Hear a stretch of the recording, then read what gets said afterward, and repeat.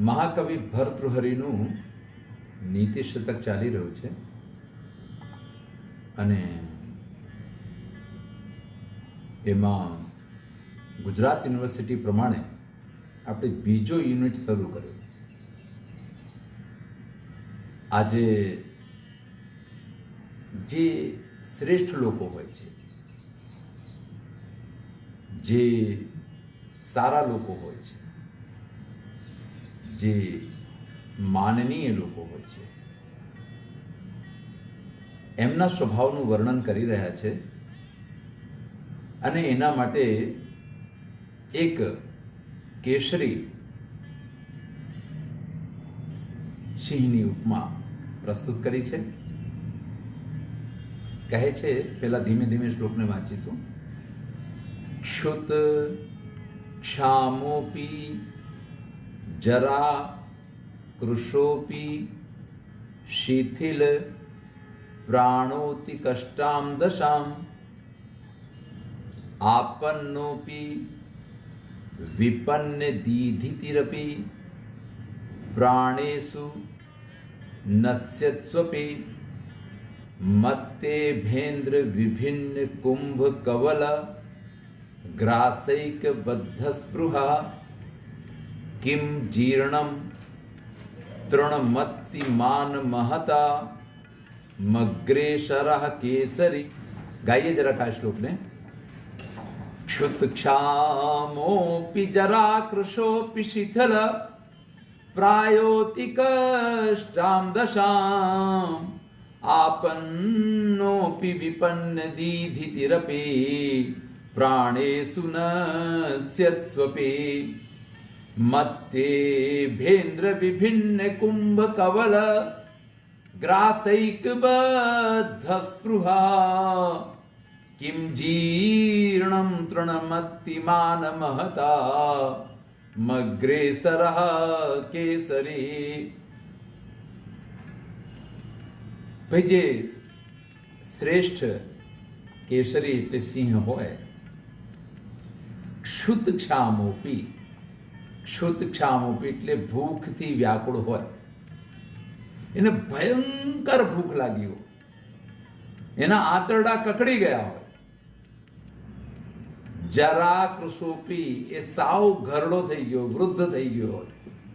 જરા કૃશોપી વૃદ્ધાવસ્થાથી સાવ વૃદ્ધ થઈ ગયો હોય. શિથિલ પ્રાય, હવે ઘરડો થાય તો શું થાય? એના બધા અંગ પ્રત્યંગ શિથિલ થઈ જાય. એ જુવાની જેવી વાત થોડુંક જ રહે. અતિ કષ્ટાદશામ, અત્યંત કષ્ટની સ્થિતિને પ્રાપ્ત થયો. આપન્નોપી પ્રાપ્ત થયો. વિપન્ન દીધિતિરપી, કોઈ એનો સાથ આપનાર ના હોય, સાવ મુશ્કેલીમાં મુકાઈ ગયો હોય. પ્રાણેષુ નત્સ્યસ્વપી, એના પ્રાણ નીકળવાની તૈયારીમાં હોય તો પણ, ધ્યાન આપજો, સિંહ ભૂખથી વ્યાકુળ હોય, વૃદ્ધાવસ્થાથી સુખાઈ ગયો હોય, એના અંગ પ્રત્યંગ શિથિલ પડી ગયા હોય, અત્યંત કષ્ટજનક સ્થિતિને પ્રાપ્ત થયો હોય, અત્યંત મુશ્કેલીમાં મુકાયો હોય, કોઈ એનો સાથ આપવા તૈયાર ના હોય અને એના પ્રાણ નષ્ટ થવાની તૈયારીમાં હોય તો પણ, એટલે આટલી બધી મુશ્કેલ સ્થિતિમાં હોવા છતાં મત્તેભેન્દ્ર વિભિન્ન કુંભ કવલ ગ્રાસૈક બદ્ધ સ્પૃહા, જે મદમત્ત, મત્તેભ ઇન્દ્ર, જે મદમસ્ત છે એવા હાથીના કુંભ કવલ, એનું મસ્તક ફાડીને અને એનો શિકાર કરીને એનો માંસ ખાવાનો જેને શોખ છે. જુઓ, કેટલાક લોકોની દુશ્મની બહુ જાણીતી છે. ગોવ્યાઘ્રમ ગજસિંહમસ્વ મહિષમ શ્વૈણમ ચ બભ્રુરગમ. આ કેટલાક પ્રાણીઓ છે જેમની જેમ તમે કહો કે ઉંદરને જુએ તો બિલાડી શું કરે, એની પાછળ દોડી પડે. અને એટલે એ બંનેનું વેર, સાપ નોળિયાનો બેડ, હે એવી રીતે ગજ સિંહમ, ગજ અને સિંહ વચ્ચે વેર હોય છે. અને અહીં અગ્રેસર કેસરી સિંહની વાત ચાલી રહી છે. તો આમ કહે છે કે જે સિંહ હોય છે એને હાથીનું માથું ફાડીને એનો શિકાર કરીને અને એમાંથી માંસ ખાવાનો જેને શોખ હોય છે તે સિંહ ભૂખથી વ્યાકુળ હોય, વૃદ્ધાવસ્થાથી સુખાઈ ગયો હોય, શિથિલ પ્રાય થઈ ગયો હોય, અત્યંત વિપત્તિની સ્થિતિમાં મુકાઈ ગયો હોય, કોઈ એનો સાથ આપનારું ના હોય, શિકાર કરતી વખતે 2-4 જણ ભેગા હોય તો શિકાર કરતા ફાવે, હે એવું કશું ના હોય, પ્રાણેશુ નત્સ્યત્સપી, એના પ્રાણ સાવ નષ્ટ થવાની તૈયારીમાં હોય તો પણ હાથીનું માથું ફોડીને એનો શિકાર કરીને એમાંથી માંસ ખાવાની ઈચ્છા ધરાવતો પેલો સિંહ કિમ જીર્ણમ તૃણમ અતિ, શું સૂખો ઘાસ ખાય કોઈ દિવસ? એ કોઈ દિવસ સૂખો ઘાસ ખાય ખરો? ક્યારે ના ખાય. માન મહતામ અગ્રેસર કેસરી, ભાઈ એ તો બહુ નિશ્ચિત છે કે તો શિકાર કરીને ખાશે, નહીં તો ઘાસ તો નહીં ખાશે. એવી રીતે જે શ્રેષ્ઠ લોકો હોય છે, જે મહાન લોકો હોય છે, એ ઊંચા જ કાર્યો કરે છે. ના થાય તો કઈ વાત નહીં, પણ નિકૃષ્ટ કાર્યોમાં જોડાય. હમણાં વચ્ચે એક સમાચાર વાંચ્યા કે ઉત્તર પ્રદેશમાં પ્યુનની જગ્યા પર, સેવક પટાવાળાની જગ્યા પર, અને પીએચડી કરેલા કેન્ડિડેટે એમાં એપ્લાય કરી. તમે કોઈ એને પીએચડી કર્યું જ ના હોય, એને પીએચડીના નામે ક્યાંકથી ડિગ્રી જ મેળવી છે. બાકી પીએચડી કરેલો વ્યક્તિ હોય, એ ભણેલો ભણેલો બહુ સારી રીતે ભણેલો વ્યક્તિ હોય તો કંઈ પ્યુનની નોકરી માટે એપ્લાય કરે? કરવી જ ના જોઈએ. અને કરતો હોય તો કે તો પછી એને સંસ્કૃતનું આવું સરસ જ્ઞાન ના હોય. સંસ્કૃત તો આમ જ કહે છે કે ભાઈ જેનું જે કામ છે એ કામ કરે તો સારું લાગે. હે તો આ જ વાતને અહીં પ્રસ્તુત કરી છે. જોઈએ આ બીજો શ્લોક, ધીમે ધીમે પેલા વાંચીએ. ક્વચિત ભૂમૌ શય્યા ક્વચિદપિ ચ પર્યંક શયનમ ક્વચિત શાકાહારી ક્વચિદપિ ચ શાલ્યોદનરુચિઃ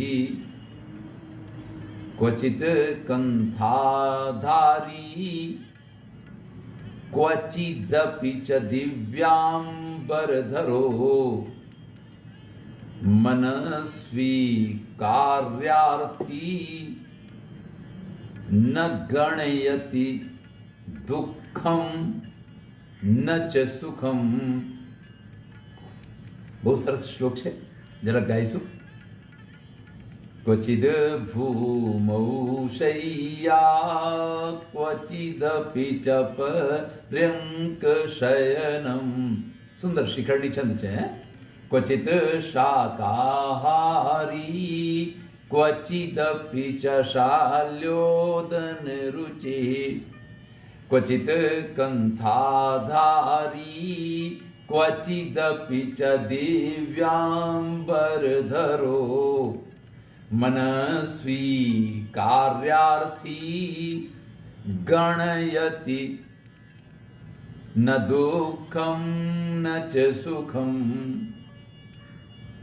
ભાઈ યહ મનસ્વી અસ્તિ યહ કાર્યાર્થી અસ્તિ સ ન દુઃખમ ગણયતિ ન ચ સુખમ ગણયતિ. જે વ્યક્તિ મનસ્વી છે, જે વ્યક્તિ કાર્ય કરવાની ધગસ ધરાવે છે, એ સુખ અને દુઃખની ચિંતા કરતા નથી. સરસ રીતે મહાકવિ ભરતુહરી સમજાવે છે કે ક્વચિદ ભૂમૌ શય્યા, ક્યારેક એમને જમીન પર સૂઈ રહેવું પડે. ક્વચિદપિ ચ પર્યંક શયનમ, અથવા ક્યારેક એમને પર્યંક કહેવાય છે, પલંગ પર સરસ મજાનું પલંગ ઊંઘવા માટે મળે. તો ક્યારેક એવું બને કે ઊંઘવા માટે એમને જમીન પર પથારી મળે, અને ક્યારેક એવું બને કે એમને પર્યંક એટલે કે સરસ મજાના પલંગ પર ઊંઘવા મળે. ક્વચિત શાકાહારી, ક્યારેક એને શાકનો આહાર કરવો પડે. શાકાહારી એટલે ઘાસ ફૂસ ખાવા પડે. શાકાહારીનો અર્થ આ નથી કે જે તમે ઉપવાસ કરો છો. ગોકુળ આઠમ આવે એટલે ઉપવાસ કરે અને પછી જામીને ખાય.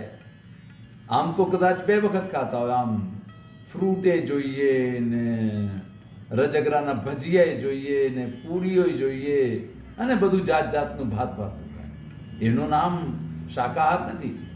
શાકાહાર એટલે મહારાણા પ્રતાપને વનમાં રહેવું પડ્યું અને ઘાસના રોટલા ખાવા પડ્યા. એને શાકાહાર કહેવાય.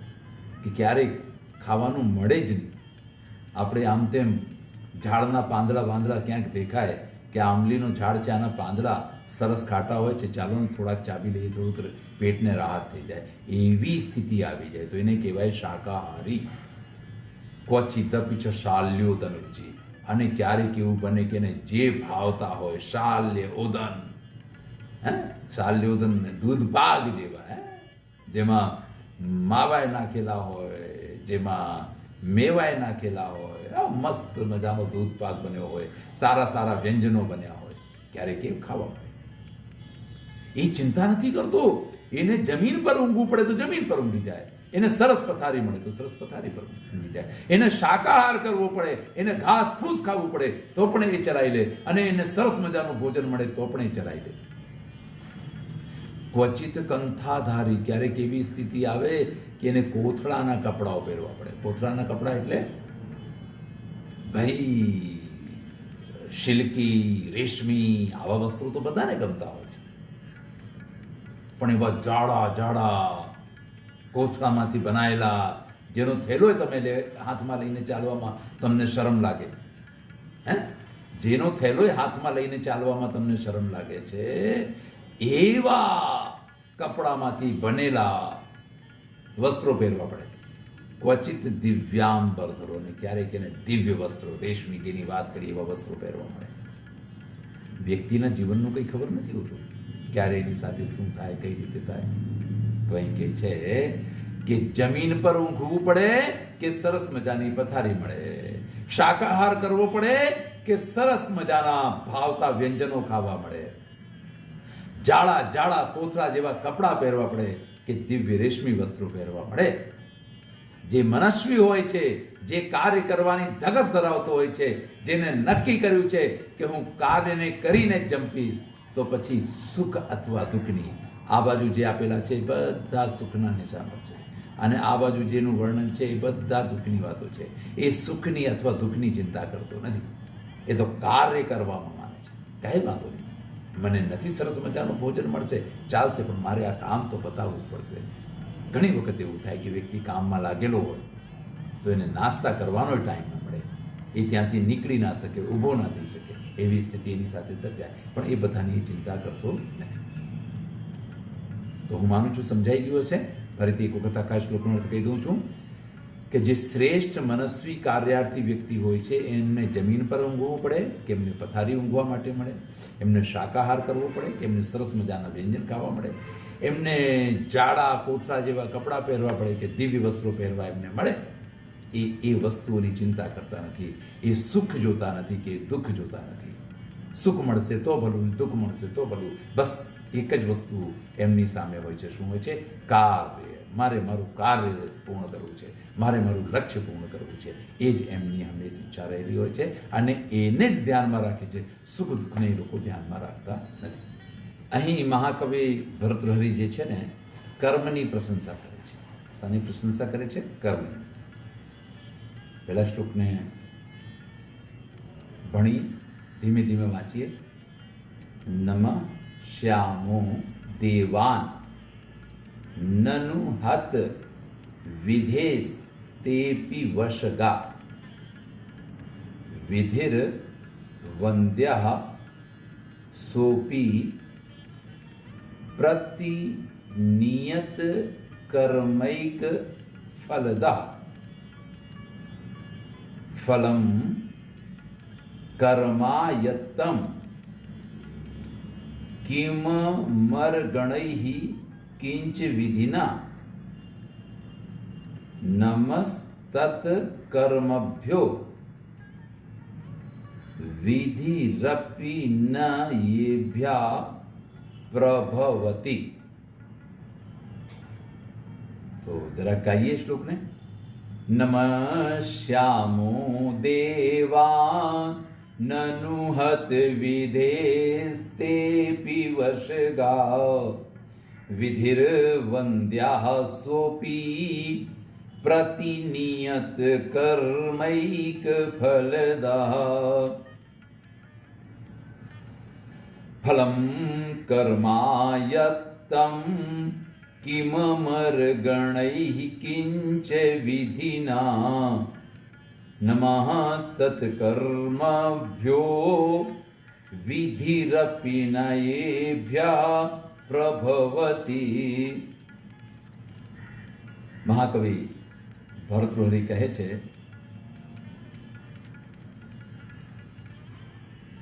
મહાકવિ ભરતૃહરિ કહે છે, નમસ્યામો દેવાન.